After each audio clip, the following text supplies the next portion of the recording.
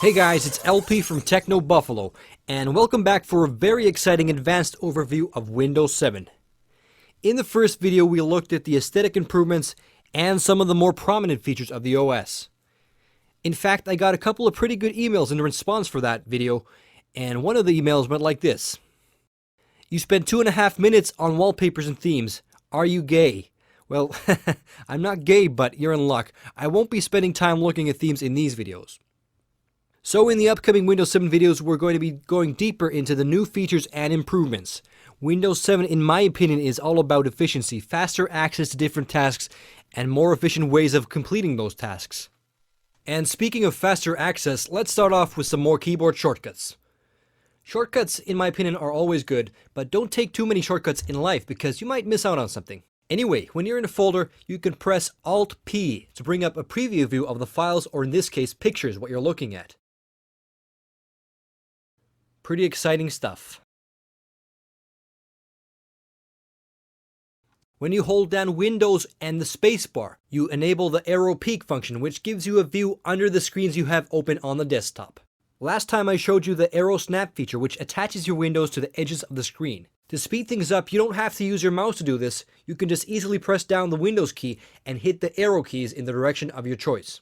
Pressing the Windows key and the up arrow will maximize the folder, and pressing Windows down will minimize. Also, a very functional key command has been added for zooming in. Just hit the Windows and plus key to get in nice and close. Not a bad feature when, for example, reading small fonts and other stuff that's under the limit of your vision. When you're zoomed in, the mouse will follow your actions. Pressing down the Windows key and the minus key will get you back out. Okay, next up is the rehashed Windows Media Center. I'm just going to take a brief look at Windows Media Center because there's so many features that would take an entire video to cover. Windows Media Center on Vista was a bit clunky and a bit slow at times, but the Media Center has been tweaked for Windows 7. It's faster, it looks sleeker, and best of all, it seems to work. I had some serious blue screen of death issues with my DVB tuner on Windows Vista, which was not cool at all.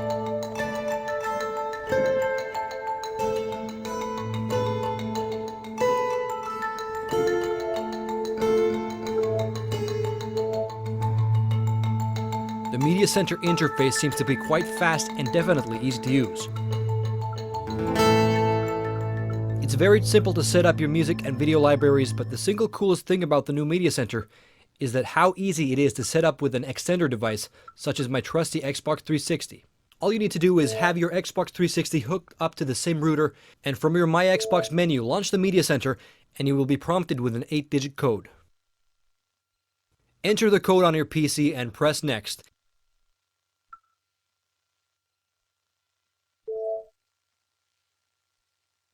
And that's about it. Now you have your Xbox 360 attached to your PC, and you can stream any media content to your home theater. On your Xbox, you will be getting the exact same Media Center interface, which is also very cool. And you don't have to have Media Center running on your PC to do this. Just make sure that Windows 7 is up and running, and you can access Media Center on your Xbox at any time. And after having streamed a couple of movies to my Xbox 360, I can say that it seems to work great. There's not much reason to fill up your Xbox hard drive with music and videos because streaming is now so painless. I can definitely recommend using Media Center on the Xbox. Also, let's take a quick look at the new Media Player 12 in Windows 7. As you can see, there's now a streaming option on the toolbar itself. And streaming is now possible over the local network, but also over the internet.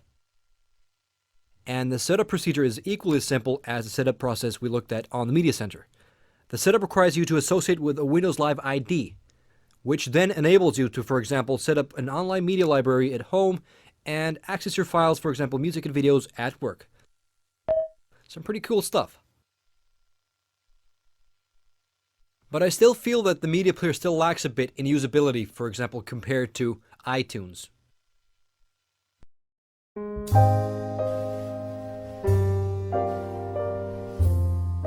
Home Group is also a new addition to Windows 7. It's basically a simplified way of setting up your home network. I've personally never had issues with sharing my files between my home computers, but if you found it too tricky in the past, Homegroup dumbs the process down to a few simple tasks. Just choose the files and or devices you want to share, and create the home group. The setup wizard will give you a password, and that's about it. You've created the home group. Now the home group you've created will appear on devices connected to your network. So you can just use the password you were given and connect to the home group. As you probably noticed, the home group is now listed as an icon in the My Computer window. Sharing your files in your home network is now so easy that if you manage to fail setting up a home group, I'll personally come down and give you a good slap in the face. Okay, let's take a look at some of the new features in the control panel. New to Windows 7 is the Action Center. Sounds pretty cool, right?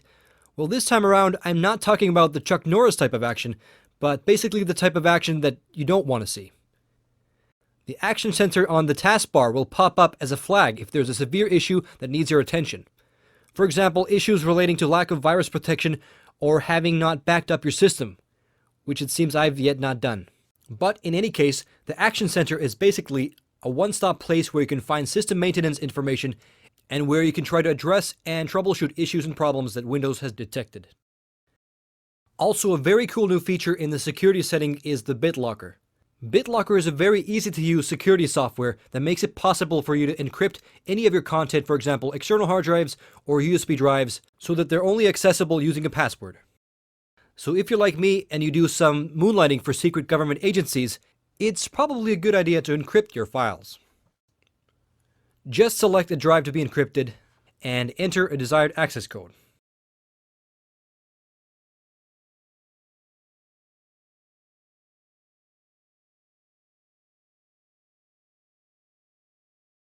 And you may want to save the recovery key somewhere just in case you lose your password, so you don't have to recruit the friendly neighborhood hacker to recover your files. The encryption takes a few minutes depending on the device you're encrypting. And there we go, encryption complete. So when I take out the USB drive and put it back in, I'm prompted with a window asking for my password. I think BitLocker is a very cool security feature to have, just in case. Another smart addition to Windows 7 is the improved Windows Search, which is starting to remind me of a certain Mac OS X feature called Finder. Searching index files is super fast, and the control panel has been now added to the indexing, which is very convenient for fast access to your device and hardware settings. The next feature is something pretty cool, and it's called XP Mode.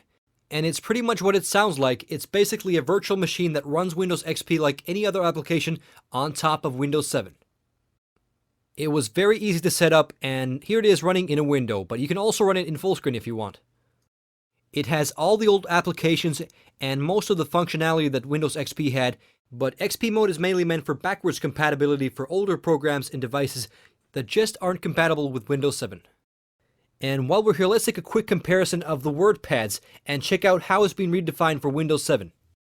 So on the right we have the old WordPad from Windows XP and Windows Vista, and on the left we have the new redefined Windows WordPad with the new ribbon interface. Microsoft is really trying to push the new ribbon interface, something already seen in Office 207. The ribbon interface is basically meant to replace all these old-looking drop-down toolbars with an okay-looking tab-based approach. I'm not sure if I liked how it was integrated into Office 207. In my books, functionality always comes first, aesthetics comes second, and I'm not sure if the ribbon interface improved functionality in Office 207. But I have to admit, it looks pretty smart here on WordPad, and also on Paint, so it could be that it only takes a bit time to get used to. But in any case, XP Mode is a great feature for backwards compatibility, and it also kind of works like a time machine. You can always turn the XP Mode on and imagine that you're back in 2003. Good times. So we're about to wrap up this video, but I should mention that there are a lot of smaller improvements and new features to Windows 7. For example, the Resource Monitor has now been upgraded with a new graphical display of memory usage. Also new to Windows 7 is the possibility of installing virtual drives, and a great addition to the Windows Explorer burning software is that it's now possible to burn ISO images onto disk using only the Windows Explorer burning software, which is very cool indeed. Last but not least, to the not so cool stuff. Here are the prices for Windows 7 Home, Professional, and Ultimate. Well, look on the bright side, it is cheaper than Windows Vista when it came out, but it's definitely going to tear a hole in your wallet the size of a decent .50 caliber gun blast. And after just paying only $30 for a Mac OS X 10 upgrade, paying $200 for an upgrade to get Windows 7, which I've been already using on the beta for 8 months, feels like a punch in the face. So, what do you think? Are the new features worth an upgrade to Windows 7? Or are you going to be sticking with XP or Windows Vista? Post your thoughts in the comments. And check out my next video where I put Windows Vista, XP, and 7 through some demanding tests and benchmarks. Catch you later, LP from Techno Buffalo, signing out.